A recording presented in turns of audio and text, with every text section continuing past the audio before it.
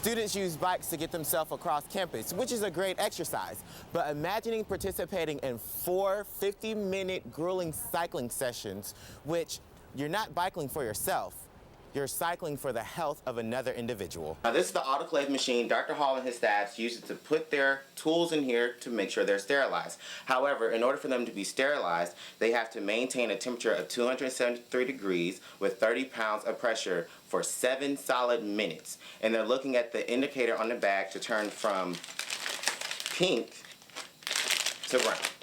Now, it was a normal day when Jason decided to come outside his house and check the mailbox.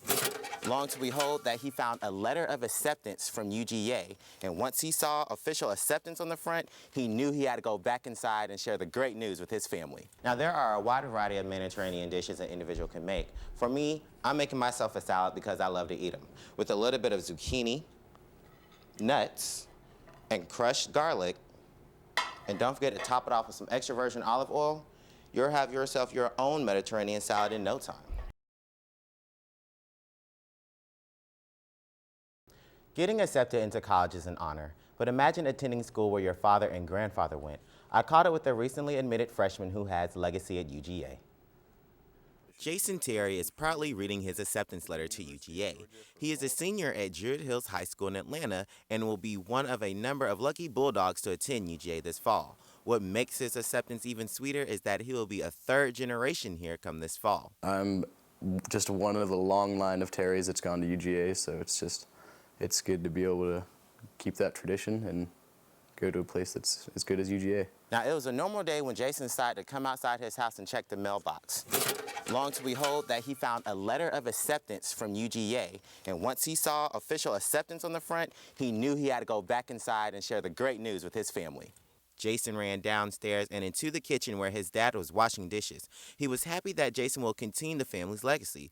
However, his dad had this message to share with Jason. I want him to understand that this is a great opportunity for him, that there's so many things that he can do at Georgia and with the Georgia degree. As Jason's time at Druid Hills come to an end, he says he's excited to start a new chapter in his life this fall in Athens. I'm really ready for this, and I'm going to have a great support group there, and it's not too far away from here, and so. Mr. Terry also informed me that Jason was one of a few students who will receive the Foundation Fellow Scholarship. This is a prestigious award offered through the Honors Program. More students at UGA are getting off the meal plan because it's too expensive. Reporter Wes Clark investigates to see how students are getting creative with finding food. So Wes, what are some students doing to eat every day? That's right, Leah. A number of students have found various eateries around campus to fend for themselves, but other students are going to the extreme of getting food stamps. However, what the majority of students are doing are getting off the meal plan because of the cost. Chopping potatoes, washing beans, and carrying food to the pan. For one of a couple UGA students who cooks his own meals. He says that he isn't on the meal plan because it's pricey. Being on the meal plan is expensive. It's about $2,000 a semester on food, and I spend about $200 each month getting all the food that I need, and I'm still able to eat healthy and save a lot of money. Now, the cost of the 7-day meal plan is roughly $3,800, while the cost of the 5-day meal plan is roughly $3,600.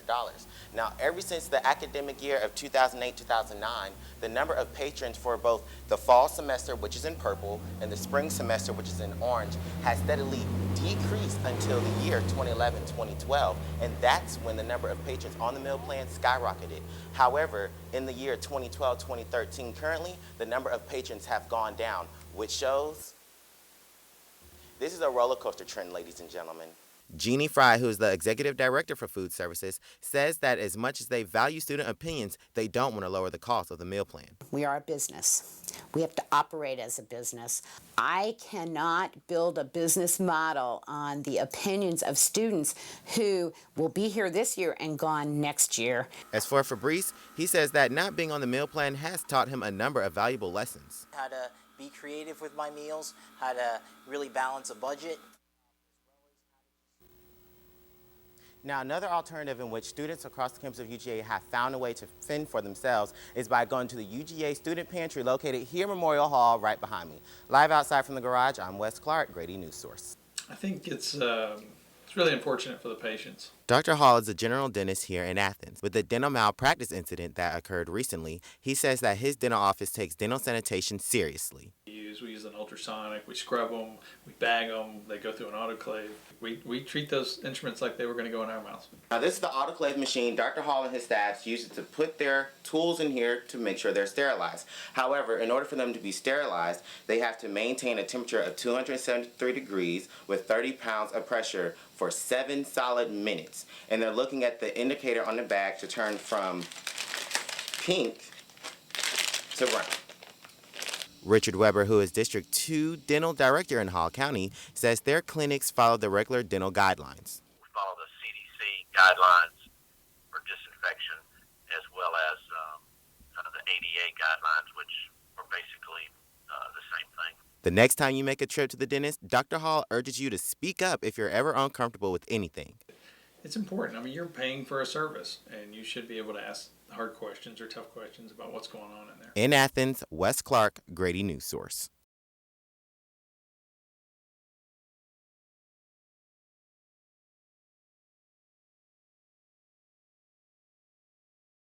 Sorry for the technical difficulties again. We're going to go back to the live press conference in Boston. For clarity, these images should be the only ones, and I emphasize the only ones, that the public should view to assist us. Other photos should not be deemed credible, and they unnecessarily divert the public's attention in the wrong direction and create undue work for vital law enforcement resources. For more than 100 years, the FBI has relied upon the public to be its eyes and ears. With the media's help, in an instant, these images will be delivered directly into the hands of millions around the world. We know the public will play a critical role in identifying and locating these individuals.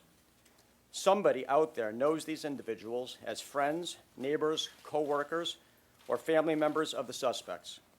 Though it may be difficult, the nation is counting on those with information to come forward and provide it to us. No bit of information, no matter how small or seemingly inconsequential, is too small for us to see. Each piece moves us forward towards justice.